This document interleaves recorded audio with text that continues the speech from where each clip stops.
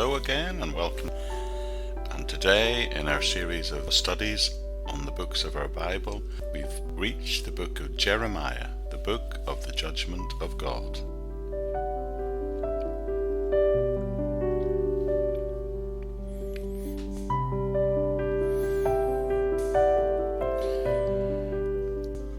Jeremiah has been called by some the prophet of doom. Growing up in Northern Ireland, someone who always was warning of the potential disaster of a situation or suggested that things might not work out positively, they were often referred to as a bit of a Jeremiah. Perhaps a better description of him might be the prophet with a broken heart. The book is described by theologians as a prophetic autobiography and is universally recognized as holding an immensely important position within our Bible. Jeremiah himself was the author of his book. He dictated all of his prophecies to his secretary, Baruch. We are told that in Jeremiah chapter 36. We also found out that there was an original scroll which was destroyed. And then we are told that Jeremiah dictated another edition which included even more material.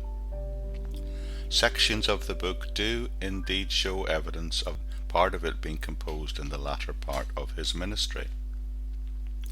2 Chronicles chapter 36 and the opening of Ezekiel both confirm that Jeremiah was indeed the author. The New Testament also makes explicit references to Jeremiah on several occasions.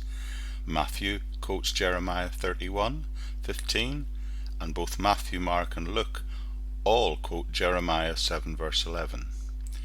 Hebrews quotes Jeremiah 31-34, and also it's reasonable to note that Christian tradition also attributes the authorship of the book with confidence to Jeremiah himself. Jeremiah's ministry stretched from round about 627 BC to approximately 580 BC. The main body of the book of Jeremiah is addressed to Judah and Jerusalem, but in chapters 46 to 58 towards the close of the book, he is also seen to prophesy against what are called the 10 nations. The subject of the book is the judgment of God. When Israel rejected Jeremiah's message, he warned of coming defeat at the hand of the Babylonians. Then he records that judgment. The message of Jeremiah is God judges his people and the world, yet he will still send the Messiah and establish his kingdom. People did not like to hear Jeremiah's repeated announcements, particularly that the Babylonians would conquer Jerusalem, destroy the temple and take the people captive. As a result of what he said, he suffered constant persecution. He was violently opposed not only by his own family and the people of the town, but by the citizens of Jerusalem as well. He was also persecuted by religious leaders, by the civil authorities, and by the kings of Judah. He was flogged and on occasions even imprisoned and threatened with death.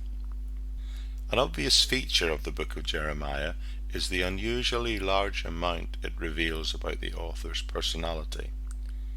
He was a man who was extremely saddened at the ungodly state of his people, and he unceasingly denounced the false religious practices that he saw, wrong social behavior, foolish government, actions that characterized the nation at that time. Jeremiah is a combination of history, biography, and prophecy. The closest thing to a literary structure is the fact that the book has a series of messages in it. The structure of Jeremiah, therefore, is topical, not chronological.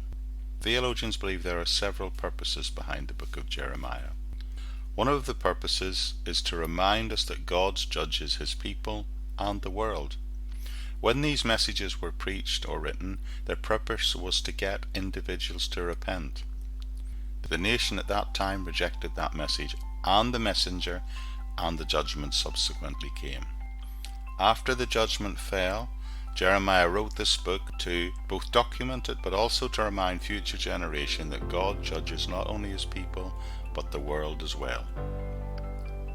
Another purpose of Jeremiah is to remind us that even though God must judge wickedness, he will still bring his plans to pass.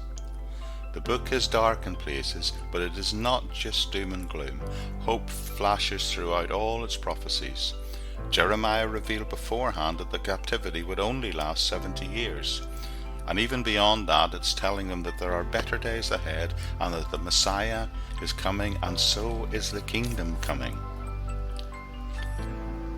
So in summary, Jeremiah predicted the judgment on Judah and the world, and yet he saw hope in both the near and the distant future. So he's saying that even though God judges his people, and indeed the world, he will send the Messiah and establish his kingdom, fulfilled of course with the coming of Jesus Christ, God's only Son.